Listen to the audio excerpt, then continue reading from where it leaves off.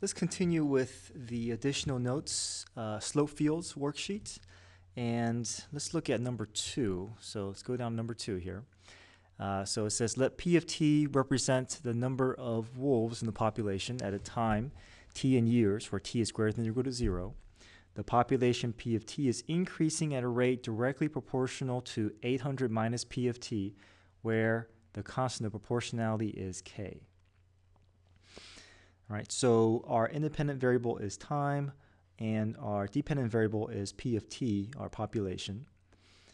We have a couple of order pairs here. If it says if P of 0 is equal to 500, find P of t in terms of t and k. So we know the order pair of 0.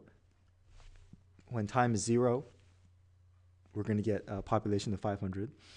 When time is 2 years afterwards, population is going to be 700. So let's see if we can create our differential equation.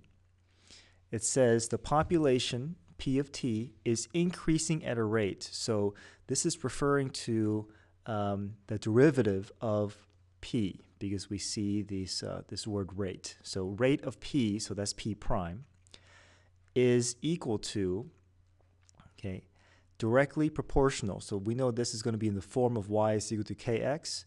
So it will be k times 800 minus pt. Okay, so 800 minus p. So that's our differential equation. We're going to rewrite p prime as a more descriptive form. So dp over dt is equal to k times 800 minus p. Next step, separate the variables. So dp will be up top. Divide both sides by 800 minus p. Go through u substitution. U is 800 minus p. So du over dp is negative 1. So dp is negative du. And we see the integral of negative du over u. And this is simply going to be natural log of u. In the right side, we can apply the power rule for the constant k. So kt plus c. Okay. U is 800 minus p. We're going to move the negative to the other side, so negative kt plus c or minus c, it doesn't really matter. Exponentiate both sides with base e. Okay, so natural log will drop out. We get 800 minus p is equal to, this is e to the kt times e to the c. E to the c is a constant, so we can pull that constant out in front. Okay. So then we have negative p is equal to ce to the negative kt minus 800. Okay. Now we can begin plugging in order pairs to help solve for c. So first step, let's plug 500 in for p, 0 in for t. That way we can solve for our c value. So negative 500 is equal to ce to the negative k times 0. K times 0 is 0. E to the 0 is 1. So, and we have this negative 800 that we can move to the other side. So 300 is equal to c. So once we have our c value, next step, we're going to be solving for k. Now to solve for k, we have to plug in the other order pair, which we do have, 2, 700. So 2 plugs in for t. 700 plugs in for p. So when we plug this in, we can start combining like terms. Remember, our goal is to try and isolate this first so that we can get to this, get to k. Okay, so t gets replaced with 2. Move the 800 over.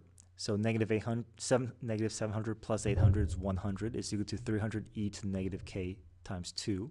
Divide both sides by 300. We get 1/3 is equal to negative 2k. Take the natural log of both sides because we want to bring this down from the exponent. So the negative 2k comes down. Natural log of e is just simply 1. Natural log of 1/3 divided by negative 2 is equal to k. Right? We finally got k by itself. So our population equation, specific equation, once we've solved for c and solved for k, is negative 300 e to the 0.5 natural log of 1/3 times t plus 800. Okay, so we have our specific solution. Now part c, find the limit of p of t as t approaches infinity. So we're going to turn this into a limit problem. Okay, so let's look at that. Limit as t approaches infinity for this expression. Okay, Now, we have to know some things about natural log of 1/3, right? Natural log of 1/3 is going to produce a negative value, right? Natural log of 1 is 0. Natural log of any value greater than 1, then we're going to get values above the x-axis, but natural log anywhere between 0 and 1, we're going to get values below the x-axis. So all this is going to be a negative value. Now imagine your t value keeps increasing. Okay, so this becomes larger and larger value, but it's going to keep moving in a negative direction because this is basically going to be a negative number times a positive infinity, which will be a negative infinity basically. Okay, and if you're multiplying through with negative infinity, e raised to the negative infinity is same thing as 1 over e to infinity, which is going to decrease to 0. And if this decreases to 0, then that's going to cause negative 300 to go to 0 as well. So all this is just going to go to 0. And this is going to 0, then we're just left with this constant 800. So as t approaches infinity, this expression will get closer and closer to 0, leaving us with the limit being just this 800.